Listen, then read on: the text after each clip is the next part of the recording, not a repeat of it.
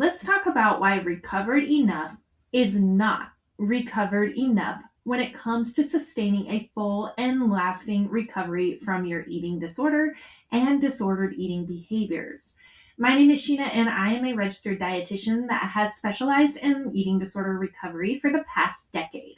And if that's something that you're interested in learning more about, definitely click that subscribe button. I do drop new episodes every Wednesday, so definitely click the alerts button so you don't miss any new content. So let's talk about what it means to be recovered enough and why people that are in recovery from their eating disorders often get stuck in this gray space. So eating disorders are incredibly manipulative. The job of the eating disorder is to keep you stuck in that rigorous cycle of self-defeat. The eating disorder will do anything that it can to try to keep itself alive and keep you invested in the goals of the eating disorder.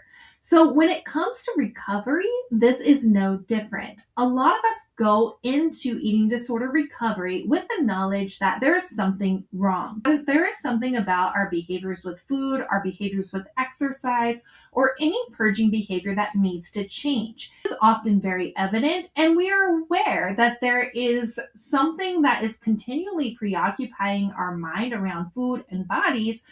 And when we first go into recovery, this is often very clear. We are often very aware that we are preoccupied with something that is taking up much of our brain space and that the food noise is rampant. And so we begin that recovery journey. We trust our therapist, our dietitian, and our doctor give us the knowledge that we need to sustain a recovery and change our behavior around food, exercise, and our body.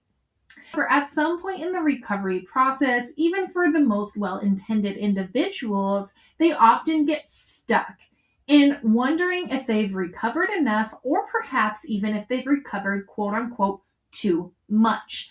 And here's what tends to happen when we talk about recovered enough in eating disorder recovery.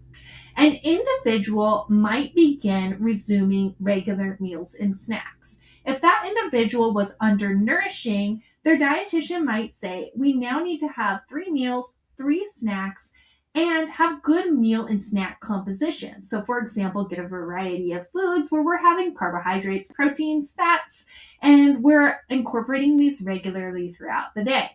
We might be following our meal plan. However, we might be following our meal plan with disordered behaviors on board. So where we get to the recovered enough can be, hey, I'm following that meal plan. Potentially I'm even weight restoring, but I'm only willing to do so within the scope of my safe foods.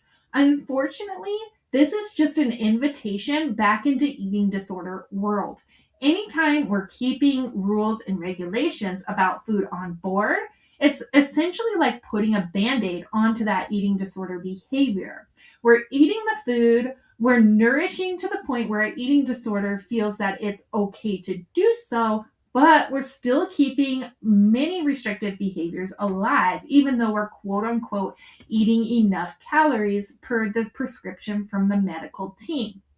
Unfortunately, anytime that we keep restrictive behaviors on board, we put ourselves at risk for that eating disorder to come back with a vengeance. So it's very important we challenge those rules of the eating disorder behavior as we are beginning and continuing to re-nourish the body. Another area where we tend to see the recovered enough phenomenon is that we want to weight restore only to a very specific number, or potentially our eating disorder says that we have the desire to nourish as long as we don't gain any weight at all. And this is incredibly problematic from the perspective of recovery. Our body knows where it needs to be. It knows where its genetic blueprint is. And we cannot govern that as an individual coming on board with an eating disorder. If we are trying to get very rigid about where our weight needs to be, we're at high risk of an eating disorder relapse. Oftentimes in eating disorder recovery, we need to weight restore to not only the weight that we had before that eating disorder behavior began, but also potentially have some overshoot weight. If you're curious about what overshoot weight is, this is the weight that is needed to maintain all of our organ and tissue function, and the normal metabolic processes often required after an eating disorder. So it is often not enough to weight restore to the weight that we had before we began our eating disorder behavior. But oftentimes the eating disorder will say, nope, I'm just fine because I am weight restoring to where I was at before I developed an eating disorder. This is simply not correct. And it is also not going to facilitate a long and lasting recovery. So a lot of us will say, oh, we've recovered enough. We've hit that target of the weight before our behaviors began, and we are good. Unfortunately, we need to let the body decide the weight that it wants to be while we are properly nourishing. And that includes any nourishment from the meal plan, as well as any desires around food, cravings, emotional eating, etc. And those things are very, very important to consider for a long and lasting recovery.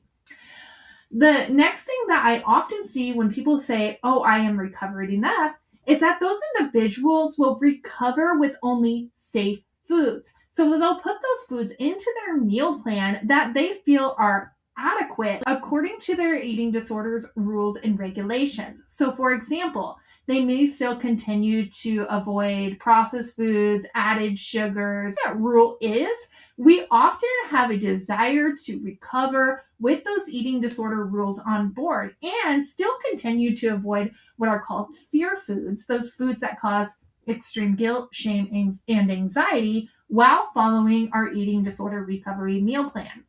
Unfortunately, this will not work for long-term success of recovery from an eating disorder because we still have that eating disorder mind in place and we are still restricting our foods and putting regulations around our foods. And our body knows the difference. Our body is going to crave those foods that we enjoy, foods that are going to be nutritionally adequate, etc. And our rules and regulations around food are simply going to prohibit us from a long and lasting recovery. Lastly, the biggest thing that I see in eating disorder recovery, an individual might say, I'm recovered enough, it's okay to stop now, is a weight that they're not feeling comfortable with. While the body has distinguished this as being the natural blueprint where the body would like to be when it is trusting you to provide it with the food and nutrients that it needs, our eating disorder says, whoa, no, you can't recover anymore because now you are not meeting these criteria of weight that we have established as being appropriate. And the eating disorder will even hijack and bring other studies and medical jargon into its midst. I'd say, you're not meeting BMI standards now, so you've simply recovered too much. You better get some of these eating disorder behaviors back on board. And unfortunately, this can be one of the most catastrophic things for recovery and can cause us to spiral back into a full-fledged eating disorder.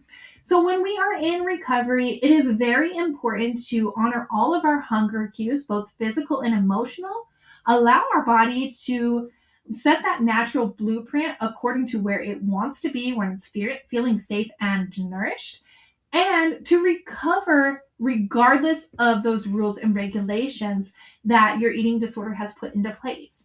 A qualified medical doctor, dietitian, and therapist can really help to support you in understanding to have a full and lasting recovery and get rid of some of these recovered enough jargon that comes from your eating disorder and your recovery journey. I hope that this information was helpful for you. If so, please consider subscribing to the channel. It helps me get the information about eating disorders out, the content with somebody that might find it valuable.